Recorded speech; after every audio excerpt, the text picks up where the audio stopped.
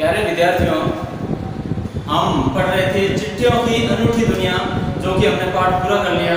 अब हम एक रामदास मिश्र द्वारा लिखित रचित एक कविता, जो कि चिट्ठियों के माध्यम से कवि ने मनुष्य जीवन की अहमियत के बारे में बताया है कि आज का मनुष्य एक दूसरे के साथ में, आज की मानव सभ्यता संस्कृति कह सकते हैं कि एक मनुष्य दूसरे मनुष्य के साथ में घुलता मिलता नहीं है। वह एक दूसरे के सुख दुख में हाथ नहीं बटाता है, वह उसके साथ खड़ा नहीं रहता है। तो इसके बारे में एक कवि ने सीख दी है, प्रेरणा दी है कि एक चिट्ठियां जिस प्रकार से साथ होते हुए भी एक दूसरे से बातचीत नहीं कर सकती, एक दूसरे के सुख दुख में साथ नहीं होती, और उनके विभिन्न रूप होते हैं।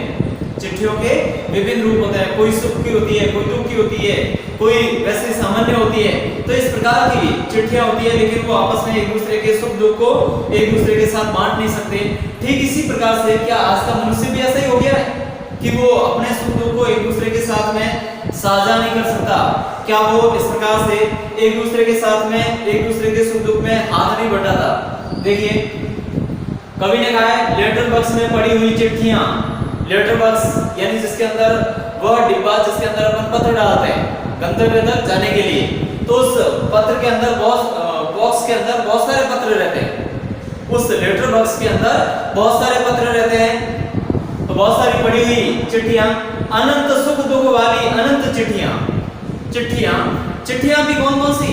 अनंत सुख दुख वाली।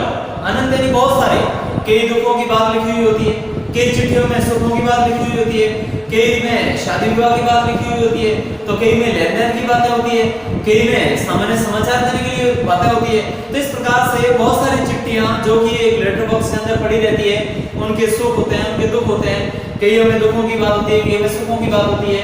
अनंत है, बहुत सारी है, लेकिन कोई किसी से नहीं बोलती।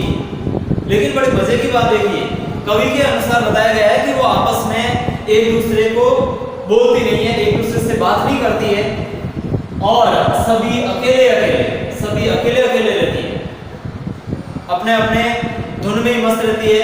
लेकिन वो एक दूसरे के सुख दुख में साथ नहीं रहती है, यानी अपना दुख है दूसरों के सामने प्रकट नहीं कर रही है, जिसका सुख वाली है वो अपना सुख भी दूसरों के सामने बता नहीं रही है, और अकेले अकेले ही अपनी मंजिल पर पहुंचने का इंतजार करती है।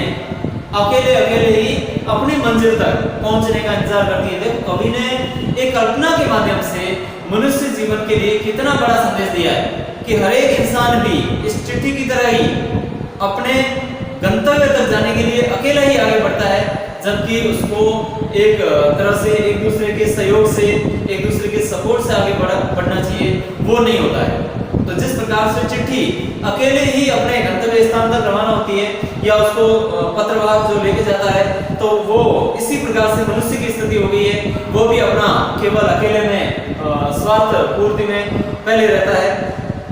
तो यहाँ कहा है, देखो कैसा है यह एक साथ होना। ये भी साथ है, लेकिन साथ में कुछ कर नहीं रहे, तो साथ होना भी कैसा अजीब लग रहा है। कवि की कल्पना है, कवि ने बताया कि चिट्ठियां साथ में रहते हुए भी अलग अलग है, वो एक दूसरे से बात नहीं कर रही है, तो साथ होना भी कैसा है।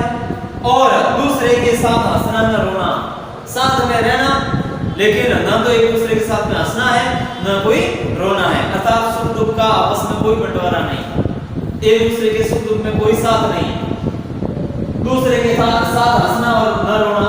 क्या हम भी? अब यहाँ पर देखिए, प्रश्न आपसे किया गया है, कवि ने आपसे प्रश्न किया है, सवाल पूछा है कि क्या हम भी उन चिट्ठियों की तरह हो गए हैं? लेटर बॉक्स की चिट्ठियां हो गए हैं।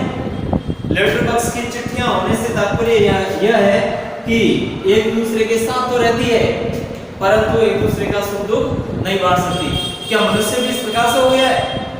प्यारे विद्यार्थियों, ध्यान दें, आप इस प्रकार का व्यवहार न करें, एक दूसरे के सुख दुख में हाथ बटाएं। और कहा गया है कि एक दूसरे का साथ देने से हम कदम से कदम मिलाएं, तो कैसी भी मुश्किल क्यों न हो, किसी भी परिस्थिति पर हम विजय पा सकते हैं।